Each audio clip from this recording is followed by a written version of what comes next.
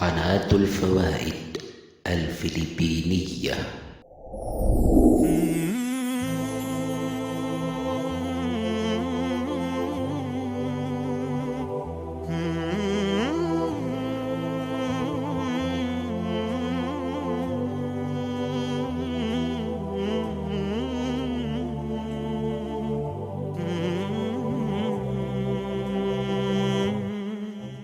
عن أبي هريرة رضي الله عنه أن النبي صلى الله عليه وسلم خرج يوما في ليلة من الليالي، خرج من بيته جائعا لا يجد في بيته ما يأكله، فلما صار في الليل يبحث عن بيت من البيوت كي يطعموه، وإذا به يرى أبو بكر.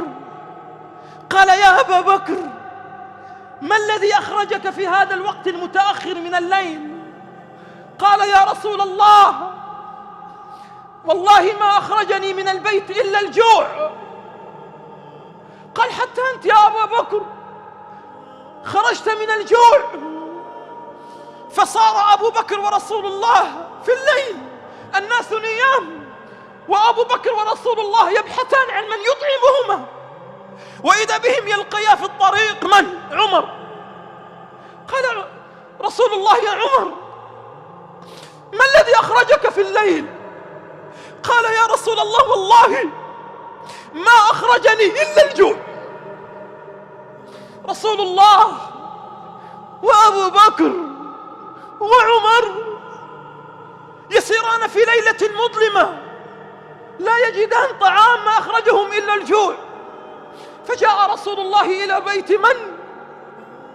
إلى بيت رجل من الأنصار، فدق الباب، فخرج له الرجل. قال: أهلا برسول الله، أهلا بأبي بكر، مرحبا بعمر. فأجلس رسول الله وأبو بكر وعمر، ثم جاء بالماء البارد ووضعه أمام رسول الله، ثم جاء بشاة فذبحها، ثم قام بشيها فقدمها إلى أبي بكر وعمر ورسول الله.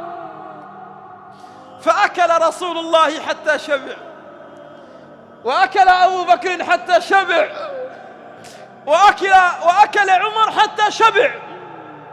فلما انتهوا نظر رسول الله إلى الماء البارد وإلى الشاة المذبوحة، ثم نظر إلى أبي بكر وإلى عمر. قال: والله لتسألن يومئذ عن النعيم. أبو بكر وعمر ما أخرجهم إلا الجوع، شربوا ماء بارد. يقول لهم رسول الله: والله لتسألن يومئذ عن هذا النعيم. أما يسمع هذا الكلام؟ أما يسمع ذلك أصحاب النعم؟ أما يسمع ذلك الأغنياء الذين لا يدرون خبرا عن الفقراء؟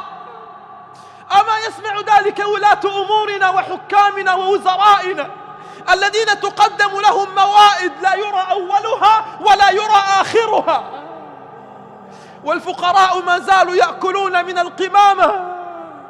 ماء بارد شربه رسول الله، قال: والله لتسألن يومئذ عن هذا النعيم.